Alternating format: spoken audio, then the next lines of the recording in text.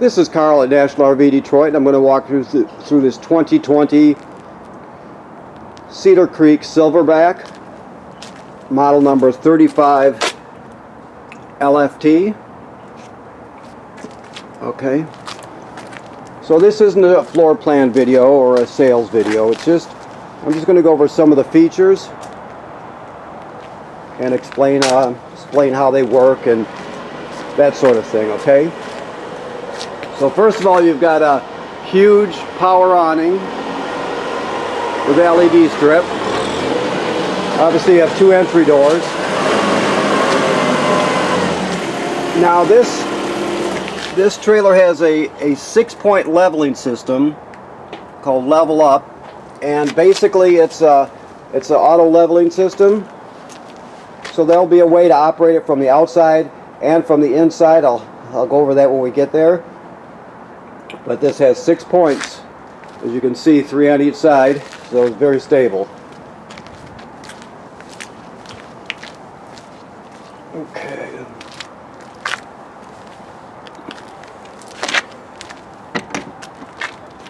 So you have outside speakers. You have it's pre-wired for cameras. Okay. Even the front marker lights have the prep for the camera, so they just kind of plug in basically and screw down. So just so you know, this one would have a door side and an off door side front camera. It'll have the door camera and then a rear backup camera, so 4 cameras, I believe. All right. So this is just a signal out for TV and power if you want to put a TV out here. This is your vacuum system, and these are all the attachments right here. That coiled sprayer there, that's used obviously just to spray things down. There'll be ports in different places. Here's one right here, for example. There's at least 2 of them on this trailer, I'm sure. This is your dump hose right here, and another adapter right there. Okay. You have 2 30-pound LP tanks with an automatic changeover regulator, so you just open both of the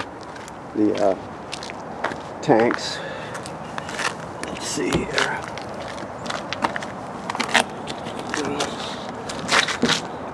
So this is just front storage.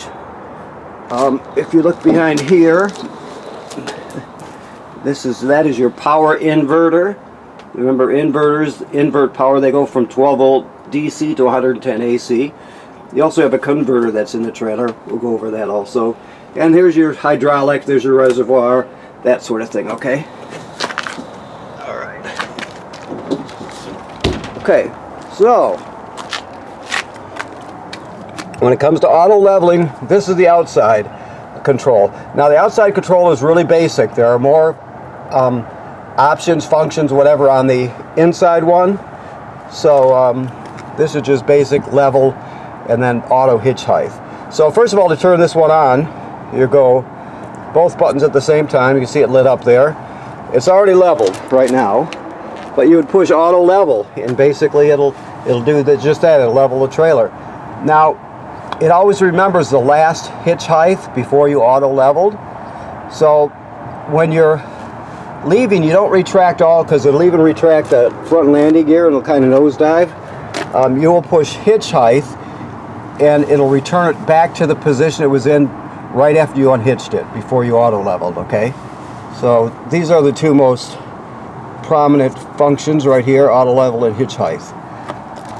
Like I said, on the inside, there's going to be a more detailed controller. Okay, so you have 2 27 series deep cycle batteries wired together as 12 volts, so it's just like one big 12 volt battery, double storage capacity. Okay, this is your hydraulic pump and reservoir from a different angle. Okay, your low point drains are down there. You can sort of see them sticking out down there. Okay, this is your water. First you have a reel here, but this is your water. It's not, it will be cleaned up even better than it is. because we're still in the process here. A lot of times when they're not using this, they tuck it through. It's kind of cold right now and it's stiff, so bear with me, please. Anyway, you can push it through here to get it out of the way, is what I'm saying.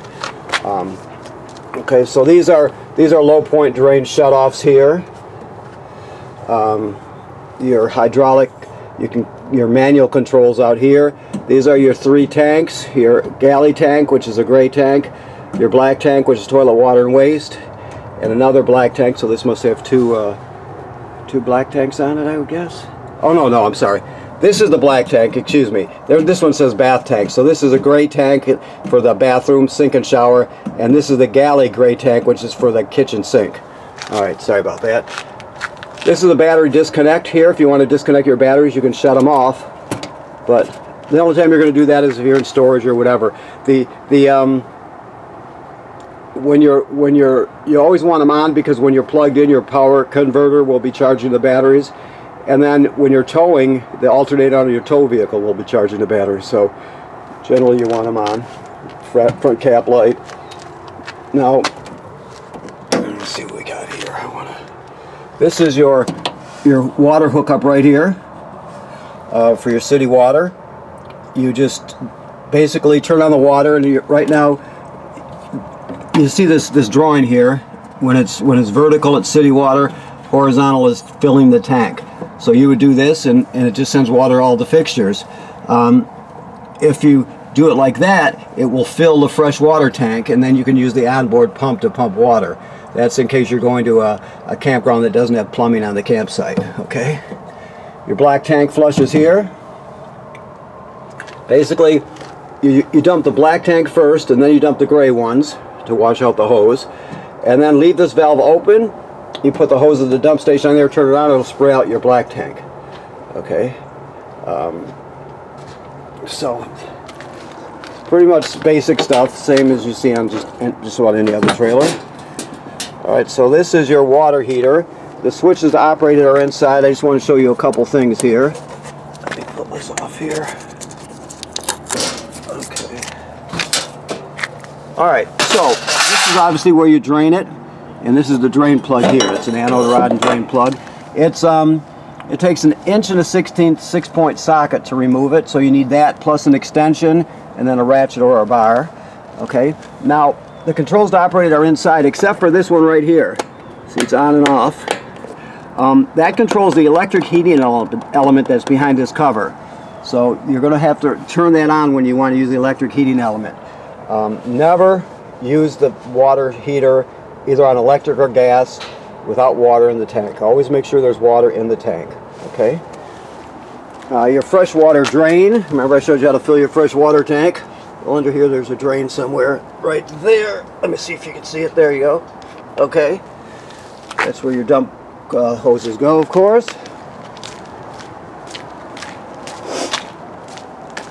All right. So first of all, like I mentioned, is pre-wired for cameras. That's your backup camera housing there. Also, it has a ladder, which is great because the manufacturer states you should inspect the roof every 90 days. So somebody needs to go up there very carefully, of course. Check the sealant for cracking or separation. Make sure no water can get in. Check the vent covers and the roofing material to make sure they weren't damaged by low branches, that sort of thing. So that's every 90 days. Okay, so let's go in the trailer. I think the heater's turned on, I hope. Okay.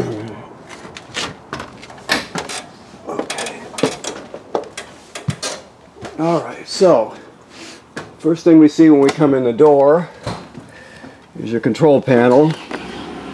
So let me do it this way.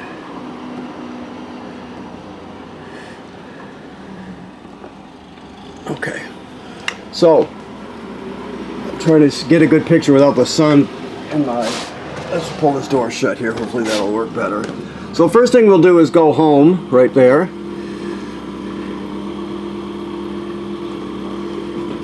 Okay. You can see your tanks here, your black, and your fresh and your gray tanks. You can turn off all the lights, turn on all the lights. For example, like so, just turned them on. 2 climate zones, your front bedroom climate zone and your main climate zone. That's for the HVAC, okay. So let's do it this way. We'll go to devices, and you can see the awning, for example. I'm not going to go through all these, it's pretty self-explanatory, but the awning, it's that simple. Extend and retract it. Never leave the awning out unattended, of course. If you're not going to be at the campsite, then you want to roll it in. Your leveling, I'll tell you that, show you this, because we talked about the controls I showed you outside. Well, these controls here are much more in depth, as you can see. The main difference is you can go into manual mode with this, meaning that you can operate all the jacks by pushing these pieces of the pie here independently of each other. So you would just scroll to manual mode, which is right there. Then you're going to push enter. Okay, so now if I choose to, it's level right now, I would select the front, for example, and then up and down here. So you could run those manually if you want, but generally speaking, you're going to use auto level and auto hitch height, just like outside. Okay, all right. Your slide outs here, your awning, I showed you that, the leveling, the HVAC, which are the different 2 different climate zones. We'll go with this one right here. There you have it. So basically you're going to select the source right here. It's on heat right now, so you can select it that way, but obviously you could shut it off if you're not going to use it. Heat and cool, cool only, or heat only. It's just set on heat right now. If it was on heat and cool, when you set the temperature, it would automatically turn on the air conditioner or the furnace, depending on, you know, what temperature it is, for example. Okay, all right, so that's all self-explanatory. I'm not going to go into that anymore with any more depth, but keep in mind there are apps for this. You know, you can scan this doohickey right here that I can't remember the name of, but you could scan that and get more information. This one's called One Control, and it's you basically can control it from anywhere with the app. Okay, this gives you your temporary information, your password, which is a temporary password, you know, so on and so forth. Okay, now up here, this is for you have a solar panel on the roof, so this is where you get the information. Let me start with the voltage. So right now we're at 13.1 volts in your batteries. I don't know if you can see this because I'm looking at my wish I could get a better angle here. Anyways, I guess that's the best I can do right there. So 13.1, that's your voltage. You're going to push the top button here. Right now you're gaining 1.3 amps from the sun. So you can see it's going this way from the solar panel to the battery, 1.5.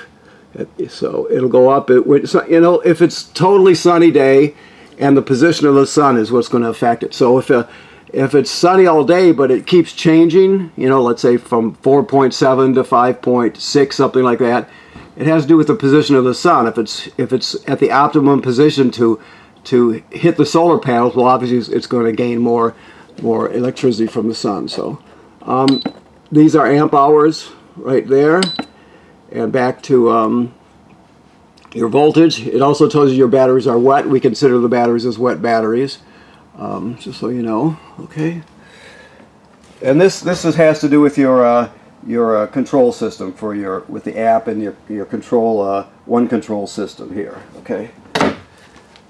Now these, when you see these around, these are sensors for the heating and cooling. This has a power vent. You can see there's a vent up there.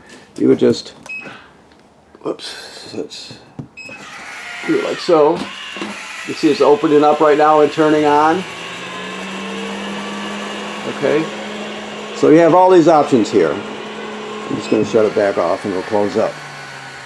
Okay.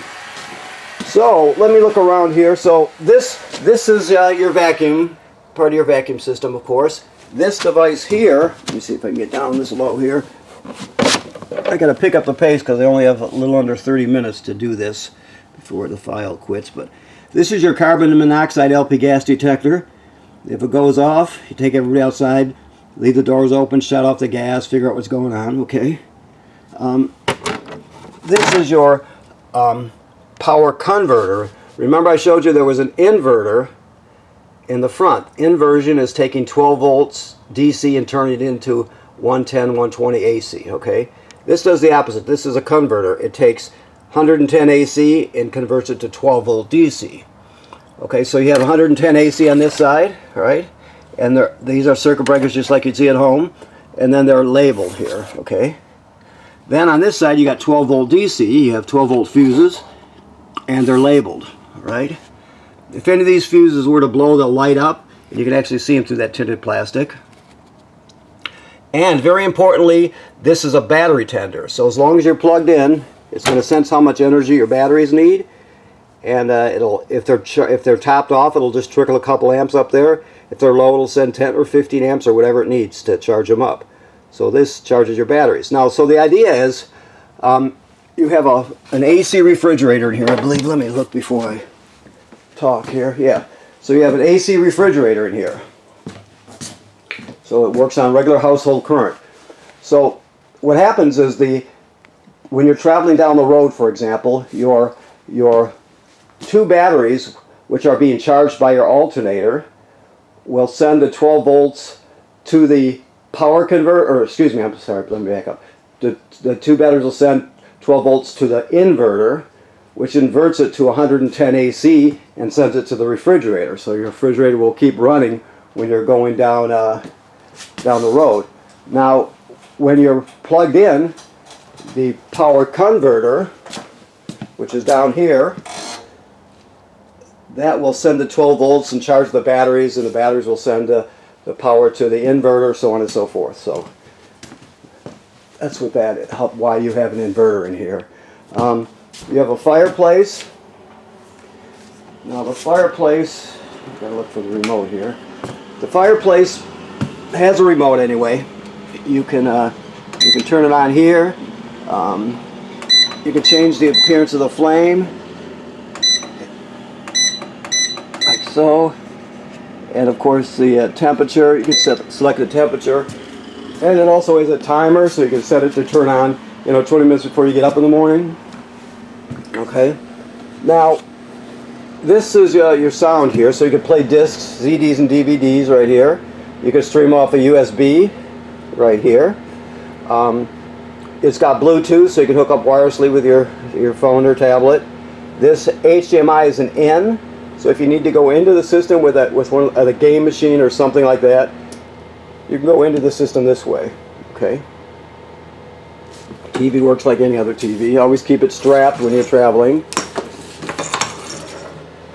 Okay, so your chairs, you have a USB charger, and then you've got power recline and a lumbar thing, I believe. Yes. I want to pick up the pace here. This is a microwave. Obviously, it works like any other microwave. It's got a built-in fan, a light, that sort of thing. Your range works like any other range. You'll just, I don't know if the gas is turned on right now, but basically, you're just going to put it to the temperature you want and then put it into the sparks and lights. Looks like the gas is off at this point, but that's all there's to it. They do it that way for safety reasons. Therefore, kids can't accidentally turn it on and something like that. So, all right. You have a loft up here. I'm not going to go up there. All that's pretty self-explanatory. You've got a little pantry right here.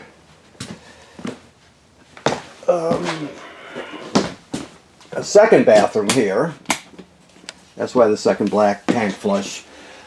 There's a black tank flush for each one, of course, each bathroom. Okay. And your bunk room. This is kind of more of an office than a bunk room in a lot of ways. Okay, so let's go up to the bathroom here and I'll show you some of the features. Okay, so the sink and shower work like any other sink and shower. Keep in mind, every plug in the trailer, including the one on the outside, is run through a GFCI. There's probably 2 of them in this trailer, so keep that in mind. You have a power vent. Always run the vent with the shower, so you pull the humidity out. That's important. All right. So you see we're winterized right now. Right here is your flush pedal. Directly below is the black tank. So basically what you have to remember is you can't use it without chemical or without water in the black tank. So when your black tank has been dumped and it's empty and you're going to start using it again, you have to put 1 dose of chemical in here, and then you stand on the pedal and put at least a gallon of water in the tank. Some people use more, it's up to you. But the main thing is you got to have chemical and water in there, otherwise the smell will be overwhelming, and it also can get clogged up. So that's one of those mistakes you only do once. Alright, and then of course you got a little bed slide. Okay, you're plumbed and wired for a washer dryer combo, stackable, right here. And of course you have a router over there, which is part of your system. Basically, it's a signal booster and a router both. You can look into it a little bit and find out more about it.